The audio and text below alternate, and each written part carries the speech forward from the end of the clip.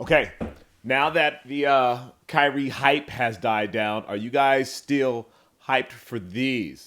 So this week it marks the release of Shohei Ohtani's signature collection with New Balance, and while Ohtani isn't the only major league star with the signature line, you would be hard pressed to think of one who has a chance to break through in a big way for the first time since Ken Griffey Jr.'s Nikes all the way back in the 90s. And for the debut colorways, New Balance is keeping it simple, dropping both cleated and non-cleated versions in black and gold and white and gold. I fully expect more colorways to launch that are more Dodger-centric, but for now, I think these will be a hit in both the US and Ohtani's home country of Japan. So we have the New Balance Ohtani 1 trainer in black and gold. It's going to be on July 15th for $160. We have the cleats version of that shoe. That's going to be on the 15th for $160 as well. Then we have the Ohtani 1 trainer in white and gold. That's going to be on the 15th for $160. And then again, the cleated version, white and gold, 15th for $160. We also have the Adidas Crazy Infinity in Orbit Gray and Chalk White. That's going to be on the 15th for $160. We have the Adidas SL72 RS in white and black. That's going to be on the 15th for $100. The Whitaker Group's latest collab with New Balance brings us the 1906U for a 2-pack that's called Willful Bias, which is the name of Jane Whitner's company initiatives to foster young creatives to hone and develop their craft. Both the steel and sand dune colorways are up for raffles now on the Whitaker Group website until they're released on the 16th. So you have the Whitaker Group New Balance 1906U steel. That's going to be on July 16th for $170. And then you have the New Balance 1906U sand dune for the Whitaker Group. That's going to be on July 16th for $170 as well. Jordan Brand's coming back with the Luka 3 with the photo finish. That's going to be on July 16th for $130. And then the Adidas Adizero Impact Plus Swarovski in light purple on July 16th. That says a lot, and the shoe is pretty crazy.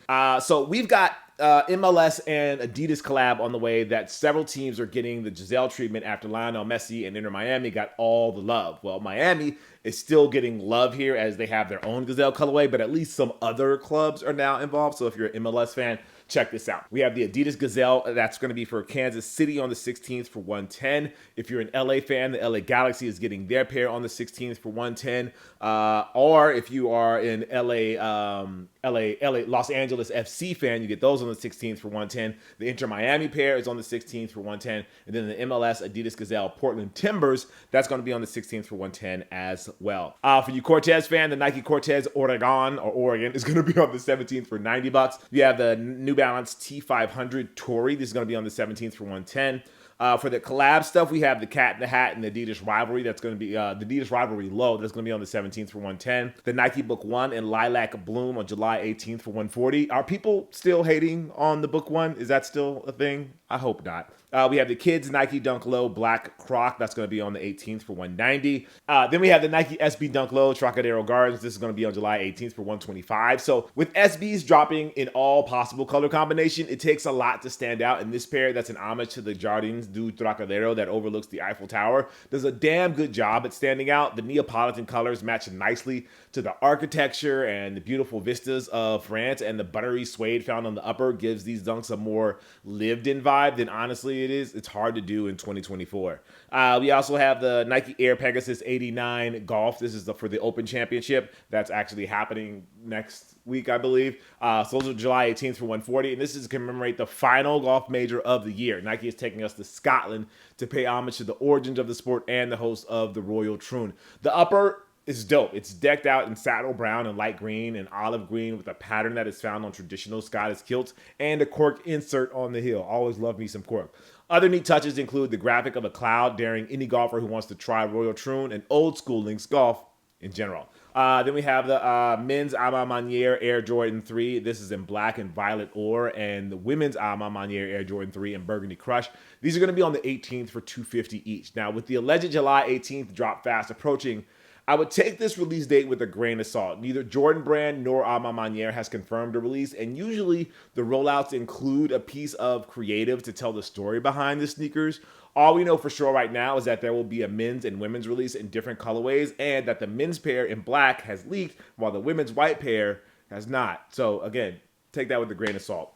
New Balance is back with the 991 V2 made in the UK in pink. That's going to be on July 18th for $250. The New Balance Prodigy cleats. This is in white and silver metallic. Those are going to be on the 18th for $170. The New Balance Prodigy cleats, they also have that in black, magnet, and shadow gray. Those are going to be on the 18th for $170. The New Balance Fortress cleats drop in black and magnet on the 18th for $170. And the Fortress cleats also drop in white, silver, and metallic on July 18th for $170. Then Puma has the Puma Palermo Vintage. This is in hyperlink blue and frosted ivory on the 18th for $90. And then you can also get it in jade frost and frosted ivory on July 18th for $90 as well. The women's WNBA Air Jordan 3 Tex. This was a reschedule. This should be dropping on the 19th for $200. The Nike Air Safari OG on the 19th for $140. So with so many Safari-inspired colorways dropping for the Olympics, it only makes sense for Nike to bring back the OG for the first time since 2018. Stussy, who we were talking about, and I feel like they're making a little bit of comeback now. They have the Nike LD 1000 SP. This is going to be on the 19th for $110.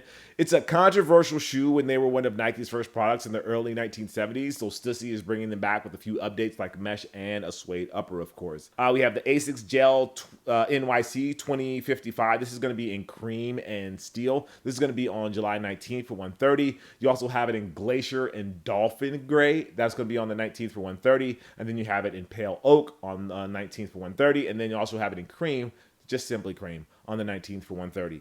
We have the Air Jordan 1 Retro Low OG Barons. This is going to be on the 20th for $140. If you know about the Barons, you know it's the baseball team that Jordan played with. And then we have the Nigel Sylvester Air Jordan 4 RM Grandma's Driveway on the 20th for $150. So the first of what I feel will be this generation's version of Jordan Comforts and Futures is the Air Jordan 4 RM, or Resto Mod. It's not an entirely new term in sneakers, as Adidas has been using it on their T-Mac and D-Rose retros for the past few years. But what they did was bring back classics from the past, but with modern twist. Now, if you're thinking it's like what Nike does with the Kobe Protros, well, it's kind of. Protros look as close to the original, but come up with updated tech. This Air Jordan 4 Resto Mod features the same tooling as the original, while the upper is refreshed with a lower cut and TPU frame that wraps around the sneaker. It looks like an Air Jordan 4 low from afar, but upon closer inspection, it's something different, but it still feels familiar.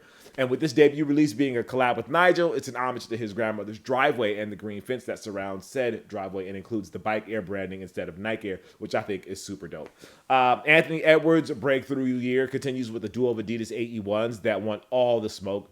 Okay, technically this is called the Ascent pack, but the hazy patterns found on the AE1 and the AE1's low upper could have you thinking that the Ant-Man is not afraid of anybody and is willing to take on all comers, which kind of what he feels like in real life. So we have the Adidas AE1 low Ascent on July 20th for $110, and then the Adidas AE1 Ascent on July 20th for $120. And yeah, I think that's going to wrap it up. But yeah, seriously, now that a couple of months have passed, how are you guys feeling about Kyrie and his Anta shoe? Let me know. All right, peace.